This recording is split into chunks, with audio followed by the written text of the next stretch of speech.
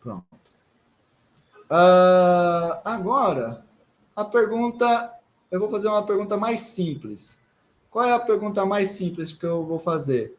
Aqui está para qualquer A maior que zero. Vamos fazer para um número em particular. Eu vou responder a pergunta para E elevado a R. E sendo aquele limite que eu coloquei lá no início, certo? E R aqui, R sendo um número real. O que é E elevado a R com R pertencente aos reais?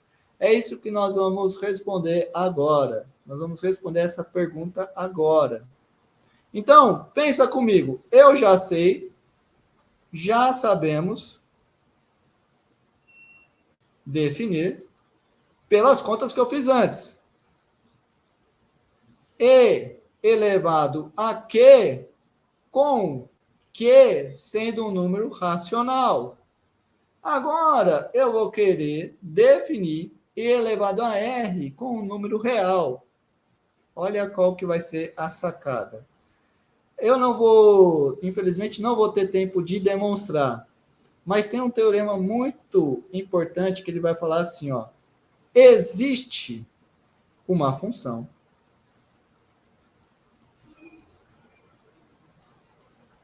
f que vai dos reais em reais contínua, tal que quando eu pegar essa função e aplicar ela num número racional, eu vou ter o e elevado a q. Certo?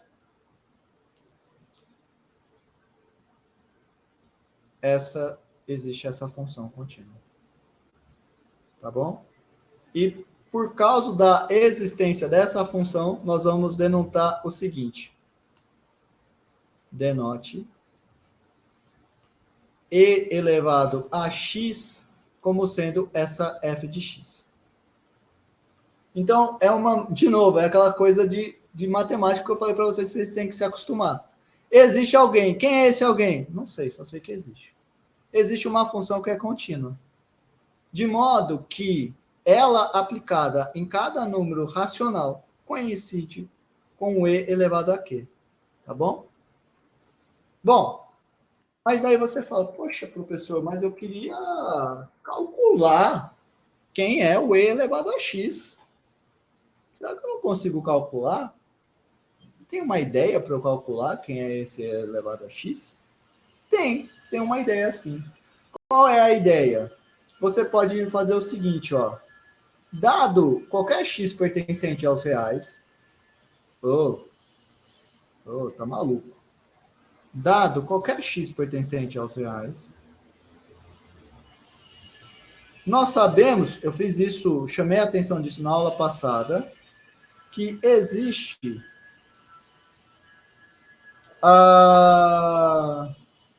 uma sequência de números racionais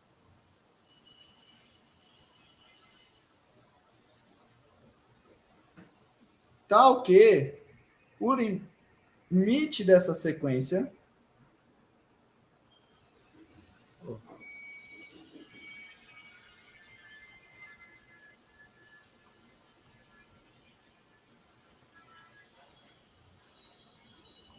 é igual ao meu número real.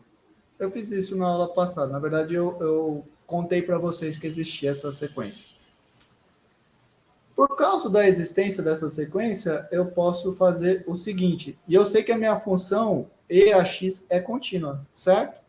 Então, eu posso fazer o seguinte, ó. EAX é igual ao f de x, certo? O que é o x? O x é o limite de n indo ao infinito de Qn. Agora eu uso o fato dessa função f ser contínua. Lembra que eu fiz na vez passada? Se a f é contínua, eu posso passar esse limite para fora. Eu mostrei isso para vocês na vez passada. Então, esse cara vai ser o limite de n indo ao infinito de e elevado a Qn. Olha que legal, galera. Olha que legal. Então, o que é e elevado a x? Para calcular e elevado a x, o que eu faço? Eu pego uma sequência que converge para x e eu vou calcular o limite de e elevado a essa sequência, certo? Isso é e elevado a x, tá bom? Muito bem, então essa é a famosa função exponencial. Essa função exponencial, ela tem diversas propriedades. Eu vou contar para vocês algumas delas. Propriedades.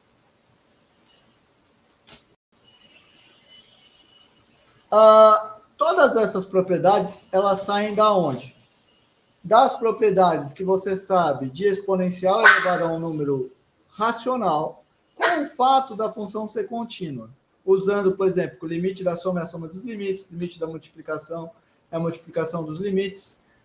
Usando também aquela história de passar o limite para dentro de uma função contínua. Usando tudo isso, você pode mostrar, por exemplo, que e elevado a x vezes e elevado a y é e elevado a x mais y.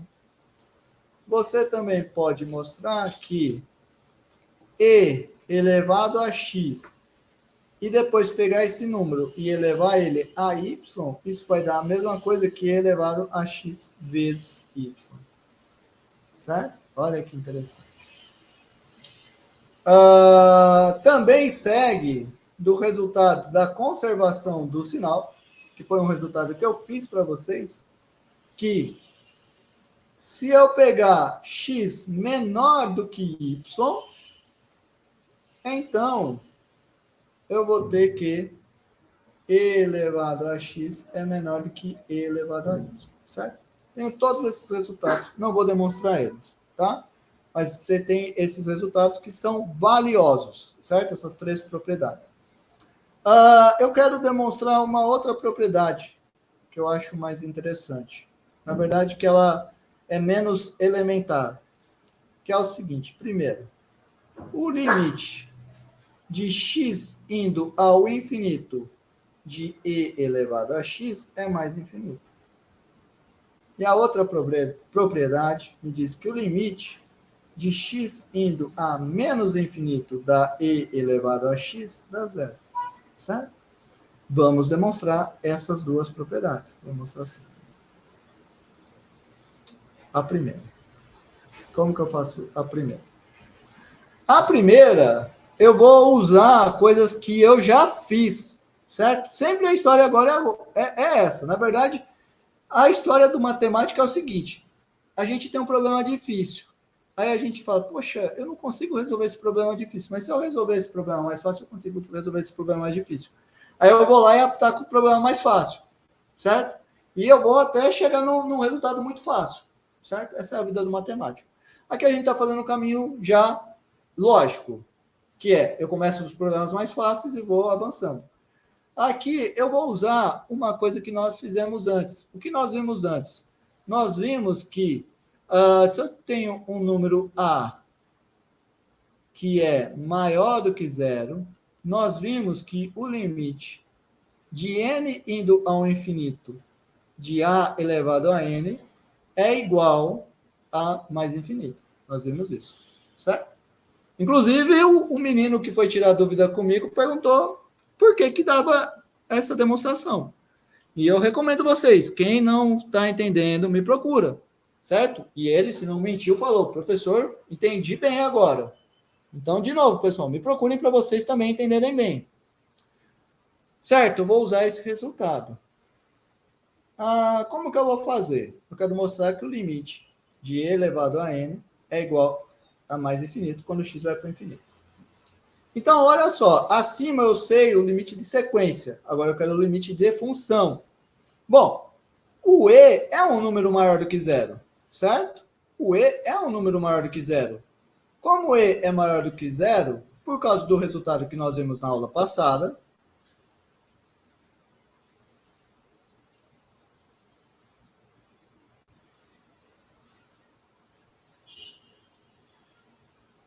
nós teremos que o limite escrever aqui. O limite de n indo ao infinito de e elevado a n é mais infinito, certo? Mas, agora vem aquela outra história. Às vezes eu colocar a definição dos objetos não é só para dificultar. Em alguns momentos vai ajudar. E ele vai ajudar agora. O que é dizer que esse limite vai para o infinito? Isso quer dizer que para todo epsilon maior do que zero, existe um n0, tal que se eu pegar n maior do que n0, então eu terei que e elevado a n é maior do que epsilon, certo? Eu tenho isso, certo? Maior ou igual, posso pegar aqui maior ou igual. Em particular,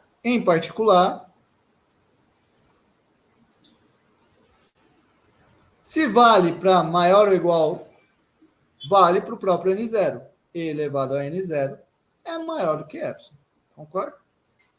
Agora, o que eu vou fazer? Deste modo. Se eu pego agora um x não é mais número natural, pode ser qualquer número real, maior do que n0, temos. Olha só, se o x é maior do que n0, eu uso a propriedade aqui acima, ó. X menor do que y e a x é menor do que e a y. Uso essa propriedade. Então, eu vou ter que e a x é maior do que e a n0. Mas eu sei que e a n0 é maior do que epsilon. Consequentemente, eu ganho que e a x é maior do que epsilon. Olha só o que eu consegui, pessoal.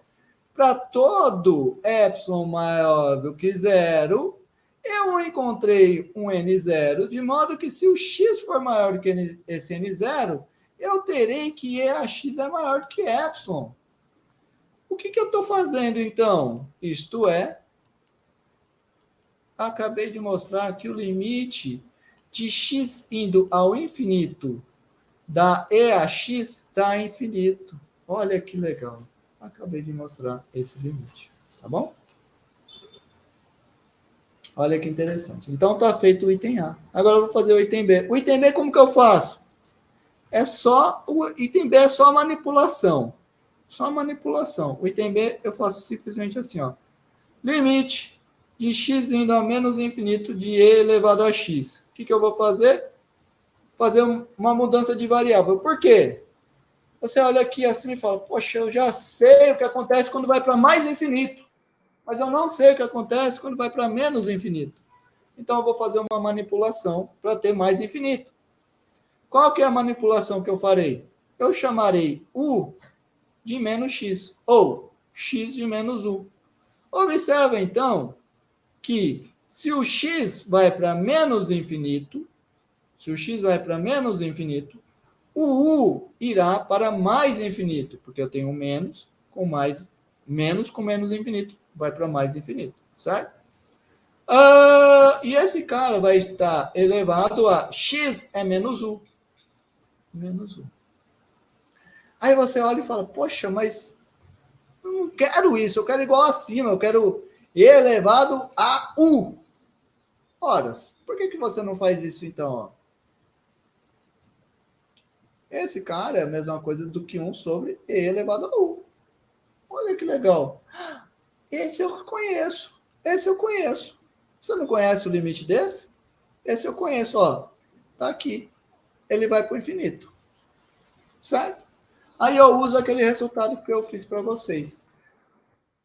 Eu sei que o limite de uma função vai para o infinito, então 1 sobre essa função vai para zero. Tá feito. Olha que legal, então. Então, com isso, nós acabamos de mostrar que o limite de x indo ao infinito da e a x é mais infinito. E o limite de x indo a menos infinito da e a x é zero. Tá bom? E eu vou usar esse bicho para fazer o seguinte. Teorema.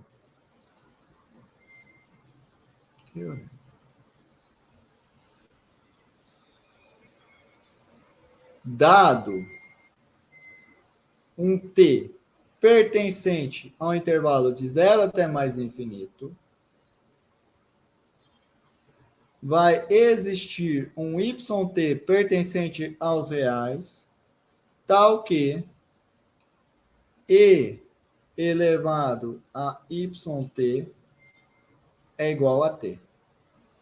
Certo? Eu vou fazer isso. A ideia aqui é muito parecida com a ideia que nós fizemos para mostrar que existe raiz enésima. Certo? A ideia é totalmente a mesma.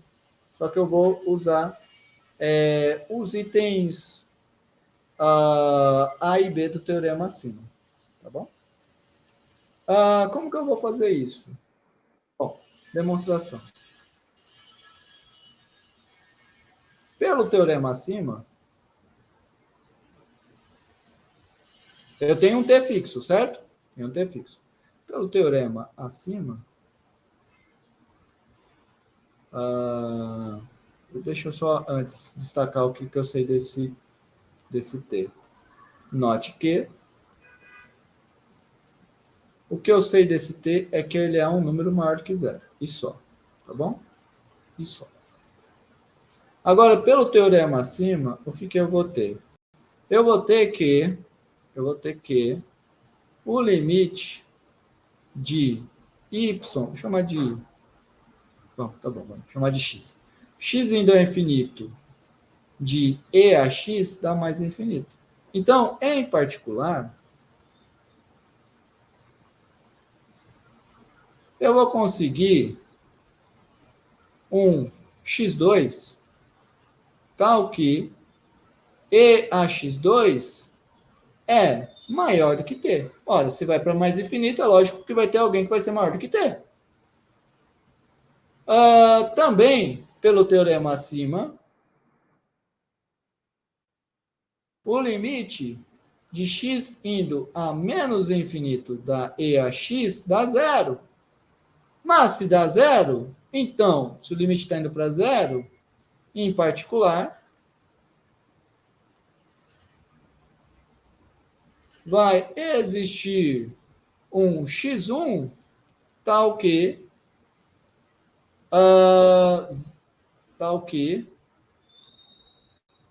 o t é menor do que e elevado a x1. Certo?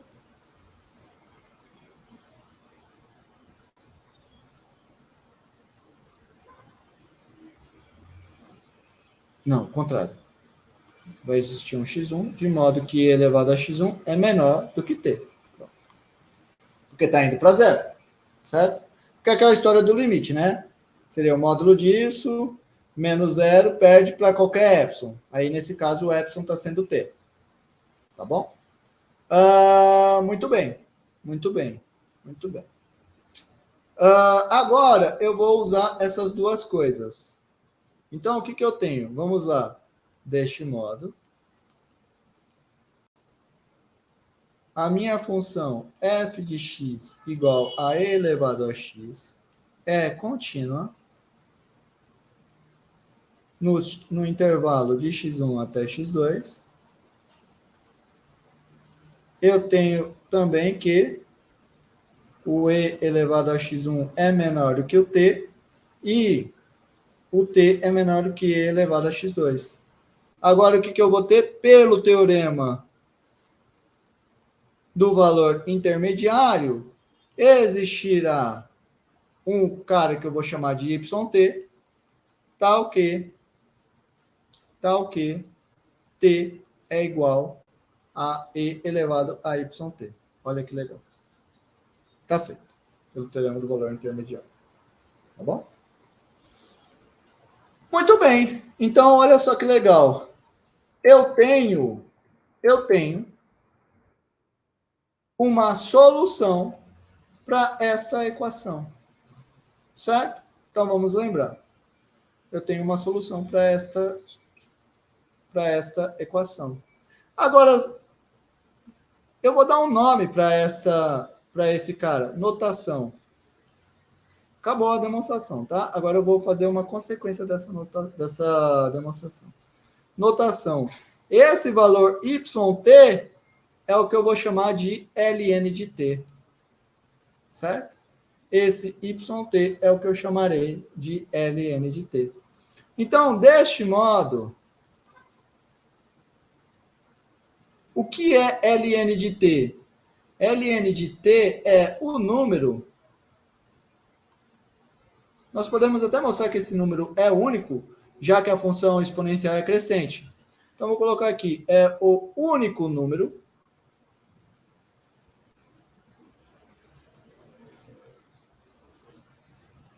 tal que e elevado a esse número dá o t. Por quê? Olha aqui, ó. Quem é o ln? O ln é o yt, mas olha aqui, e elevado a yt dá t. Então, e elevado a ln de t dá t. Essa é a definição do ln de t. ln de t é um número de modo que e elevado a ln de t dá t. Tá bom? Provavelmente, alguém pode já ter visto isso no colégio e falou, o ln é o logaritmo na base e, tá? Mas o que eu estou fazendo aqui é uma construção dos logaritmos, certo? Eu vou primeiro fazer o logaritmo na base e depois eu vou ampliar e vou chegar em todos os logaritmos, tá? A gente já chega lá. Muito bem, então eu construí o ln. Então, de novo, pessoal, olha a importância de a definição, o fato daquele limite ter dado E. Olha a importância do teorema do valor intermediário. Estou usando ele toda hora. Se não fosse o teorema do valor intermediário, eu não conseguiria definir raiz, eu não conseguiria definir ln, certo? Quer dizer, poderia ser por um outro caminho, mas eu aqui usei ele. Fortemente foi usado. Vamos fazer... E eu convido, lógico, se você tiver outra solução sem usar, convido você a pensar. Quer dizer, vai perder tempo, mas pode ser que encontre. Mas eu desconfio que não vai ter uma solução mais simples. Essa é a solução mais simples. Vamos lá, fazer algumas observações, ou melhor, propriedades sobre o ln. Aqui eu vou mostrar primeiro que ln de A vezes B é igual a ln de A mais ln de B. Certo? Bom, pensa comigo. Vou demonstrar isso. Para isso, o que eu vou fazer? De fato. Quem é o ln de AB? O ln de AB é um número de modo que E elevado a N dá AB. Certo? Esse é o ln de AB. Certo? É o único número. É o único número. Então, para mostrar que esse ln de AB é igual a ln de A mais ln de B, o que eu farei? Eu mostrarei que E elevado a ln de A mais ln de B é igual a AB. E para mostrar isso é muito fácil. O que eu vou fazer?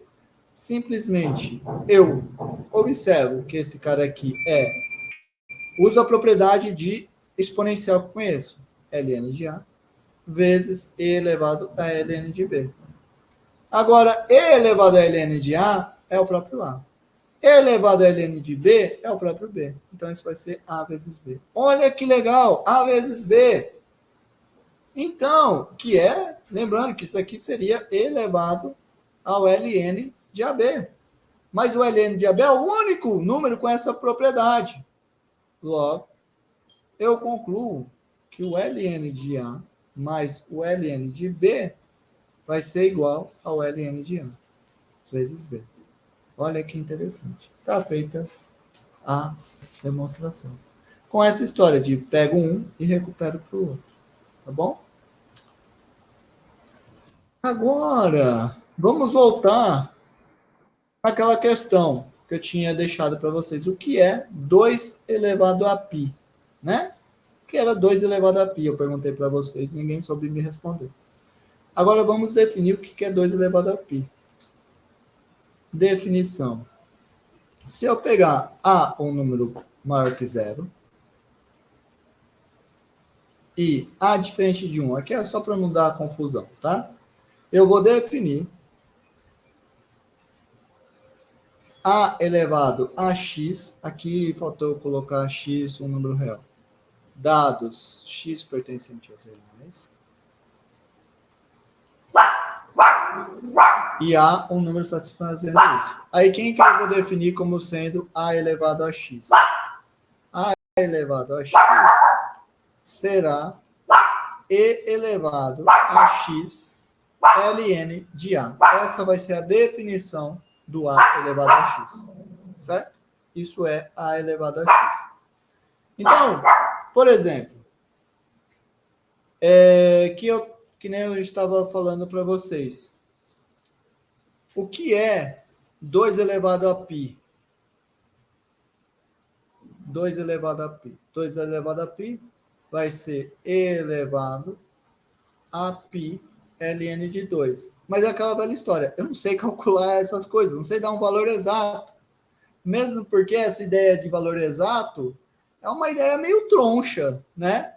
Porque valor exato o pessoal pensa, 1, blá blá blá blá, 2, blá blá blá blá.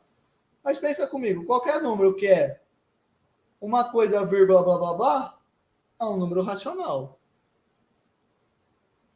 Mas nós estamos pensando em números reais. Certo? E os números reais são muito maiores do que os números racionais. Então, essa coisa de querer escrever como vírgula, blá, blá, blá, no final do dia não é uma coisa muito interessante de ser feita, não, tá? Mas o que importa é, nós sabemos definir, pelo que nós vimos, o que é ln de um número, e nós sabemos o que é elevado a um número. Então, por isso, nós sabemos o que é 2 elevado a π. 2 elevado a π será essa bagaceira aqui. Tá bom?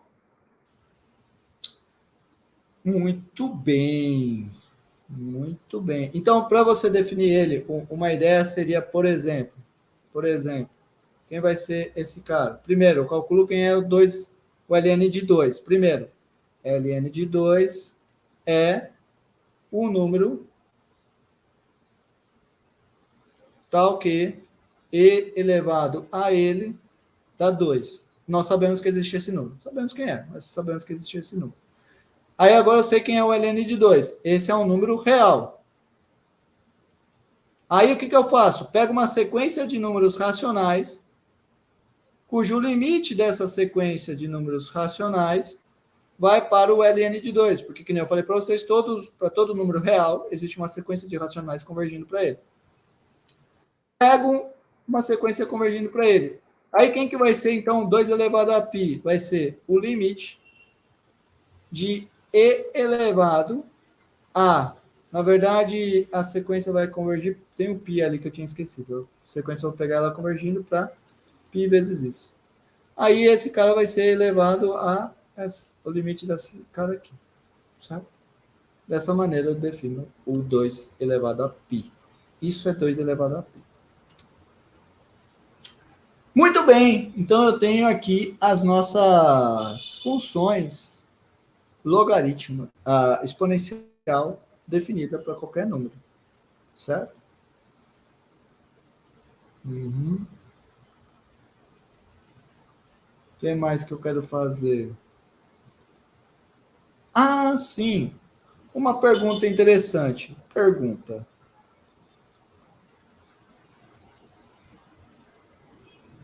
A função que pega um x, função de R em R, que pega um x e leva ele em A elevado a x. Essa função aqui é contínua? E a resposta é que é sim. Por quê? Porque ela é composição de funções contínuas. Quais funções contínuas?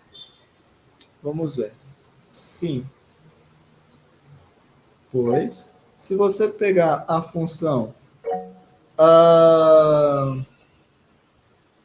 y igual, vou dar nome para as funções. Se você pegar a função, se você pega a função f de x como sendo a função a elevado a x, você pega a função, na verdade aqui eu não preciso, não, tá bom.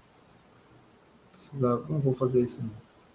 Você pega as funções g de x como sendo a função x vezes ln de a, e a função h de y como sendo e elevado a y. Aí, então, nós teremos que a elevado a x é isso daqui, certo? É e elevado a x ln de a.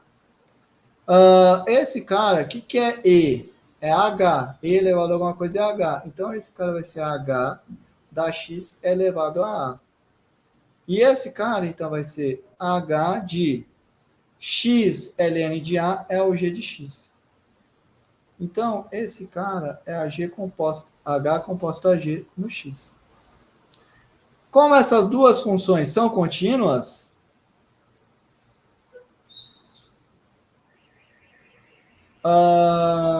g e h são contínuas, e a elevado a x é composição delas duas, contínuas, temos que a função f de x igual a elevado a x é contínua. Tá bom? Tá bom, pessoal. Eu vou parar a aula aqui. Próxima aula eu vou fazer mais propriedades da função exponencial, certo? Hoje eu fiz bem menos do que eu queria ter feito, mas tá bom. A gente vai fazer mais propriedades de logaritmo e depois, por fim, nós faremos propriedades interessantes. Não vou estar falando ainda de derivada. Na verdade, pretendo já falar da derivada na próxima aula, mas o que eu quero dizer é, eu vou calcular um limite que vai ser interessante, e só por ser limite, mas depois vocês vão ver que esse limite é, de fato, a derivada da exponencial, por isso que da importância desse limite. Sim, vou fazer mudança de base depois, viu? Vou fazer. Exatamente, porque o caminho é o seguinte. Deixa eu só responder uma pergunta. Quem quiser ir para outra aula, tudo bem, tá, pessoal? Pode ir, eu não vou fazer chamada hoje, porque eu já estourei o tempo. Mas só respondendo a pergunta do Lucas Mateus, o que a gente fez foi, primeiro, definimos o que era e elevado a x. Depois, nós definimos o que era logaritmo na base e de x, certo? O ln. Agora, usando esses dois objetos, nós conseguimos definir o que é a elevado a x, para qualquer a. Agora, utilizando novamente todos esses objetos, o modo de fazer isso é exatamente essa ideia que você deve estar tendo de mudança de base, eu vou conseguir definir o que é o ln em uma base qualquer, certo? Na verdade, eu posso até já escrever aqui, respondendo a tua pergunta. Na aula que vem, o que eu vou fazer é o seguinte, eu vou chegar aqui e vou falar assim, o que é log de A na base B? A definição desse cara é ln de A dividido por ln de B. Pronto. Esse é o log. Tá bom? Mas o que eu quero que eu quero deixar claro aqui é a sequência lógica das coisas, certo? Aquela história que eu saio de um negocinho pequenininho, aí eu vou crescendo, até que eu chego no grandão, certo? É importante vocês prestarem atenção em cada um dos passos e não querer antecipar os passos.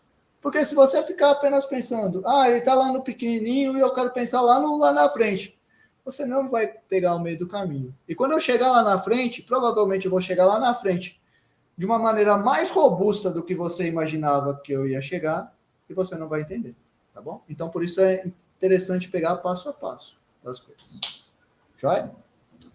Ah, bom, pessoal, eu vou encerrar a gravação. Se alguém quiser continuar aqui para fazer alguma pergunta, para ver a correção da prova, por exemplo, fique à vontade, tá certo? Obrigado para quem vai embora e até mais.